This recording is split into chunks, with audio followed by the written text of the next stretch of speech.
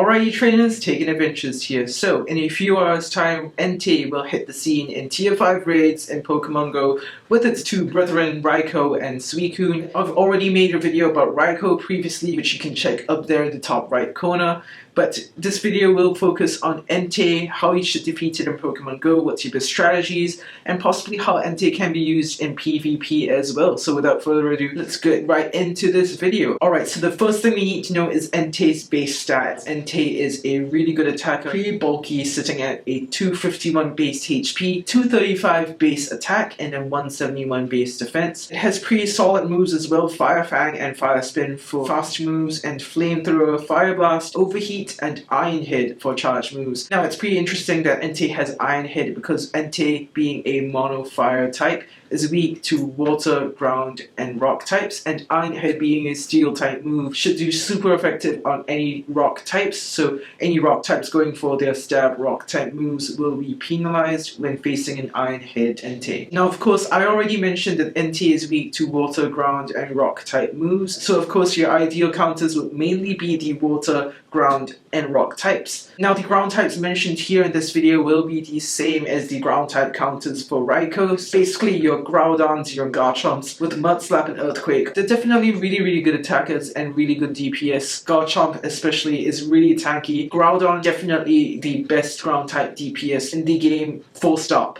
Groudon is one of the premier ground type attackers as of right now in Pokemon Go. Now as for the water type counters, you have a bevy of water types to be used here, like Swampert with Hydro Cannon. I'm aware that it is a community day move, so not everyone would have access to Hydro Cannon. If you do have a Hydro Cannon Swampert though, it would be a very good counter to an Entei here. Alternatively, you can use an Earthquake Swampert to do very decent and comparable DPS to a Hydro Cannon Swampert, although the Mudshot Earthquake combo is the more inferior combo, but nevertheless Swampert is a pretty valuable counter for Entei. Now of course, how can I not mention water types without mentioning the king of all water types, Kyogre himself. Kyogre has always been a very reliable water type with 208 attack at level 30 and max attack IVs. Very good DPS with Waterfall and Hydro Pump there. It also helps that Kyogre is pretty darn tanky as well. Kyogre can tank a few hits from Entei, even the Iron Head actually. Kyogre resists both Iron Head and the fire type moves of Entei, so Kyogre as well as the rest of the water types are going to be pretty darn valuable against the Entei. Next up we have the Gyarados with Waterfall and Hydro Pump, also with a pretty decent attack stat of 187 at level 30 and a max attack IVs. With Waterfall and Hydro Pump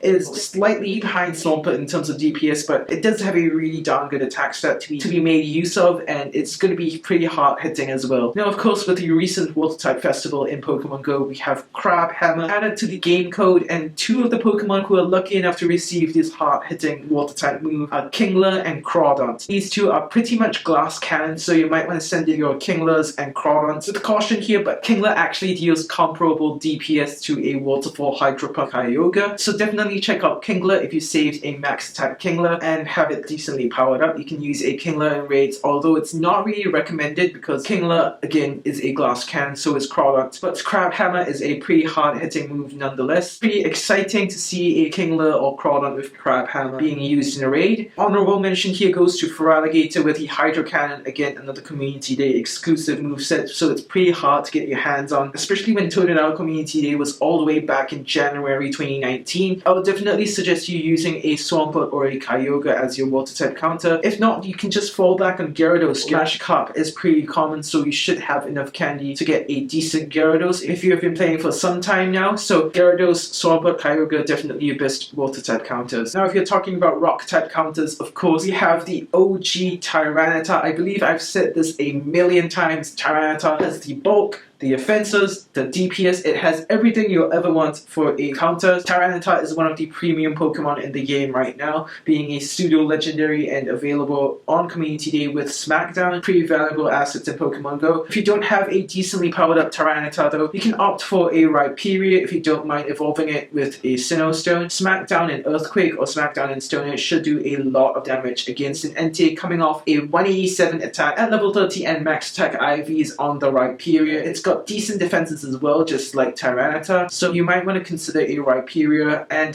or a Tyranitar when you're raiding Entei in Pokemon Go. Rampardos gets an honorable mention for its sky-high attack of 226 at level 30 and max attack IVs. It even outpaces Tyranitar in terms of DPS, but Rampardos is a glass cannon with very low defenses and mediocre HP, so Tyranitar still wins in the TDO and tankiness department. Tyranitar definitely your go-to rock type here in this scenario. Now if you're looking for the 100% CPs, it's 1984 in non-weather boosted conditions, which is any weather apart from sunny weather, and 2480 in weather boosted conditions, which is sunny weather. You're best off doing the raid in sunny weather to obtain a weather boosted Entei and to boost the ground type moves of your ground type counters. You might also want to try raiding in partly cloudy or rainy weather depending on where you live in the world, but definitely sunny weather is your go-to weather when raiding Entei. A group of 3 to 6 players at level 30 or higher should be enough to comfortably beat Entei within the time limit. If you need more firepower, however, like I said in my past raid guide videos,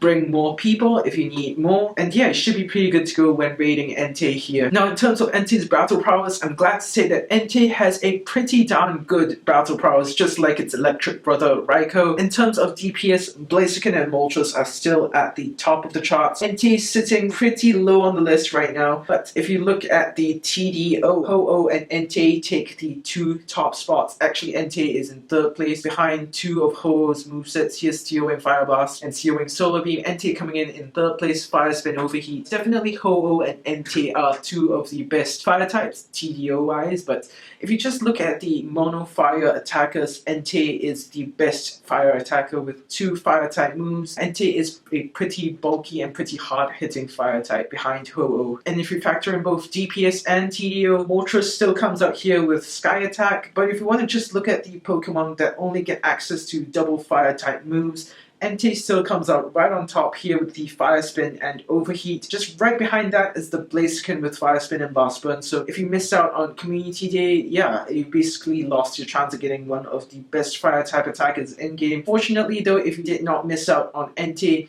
you basically get a chance to get an even better fire type attacker, potentially one of the best if you want the tankiness and the defensiveness of Entei. With the IV spread of perfect HP, perfect attack, it's gonna do a buttload of damage, buttload of TDO. Considering Entei's already amazing stats, it is sure to do a lot of firepower, pun intended. So yeah, that brings me to the end of my Entei raid guide video. Hopefully you learned something from this video. As always, if you like this video, smash the like button. If you found this useful, share this with a friend or a trainer in need of this video, and hopefully they can learn from it as well. Hopefully they can gain some new knowledge or some pretty useful tips from this video as well. So until next time, I will be signing off right now. This has been TaeganAdventures. I shall see you in the next video. Peace out.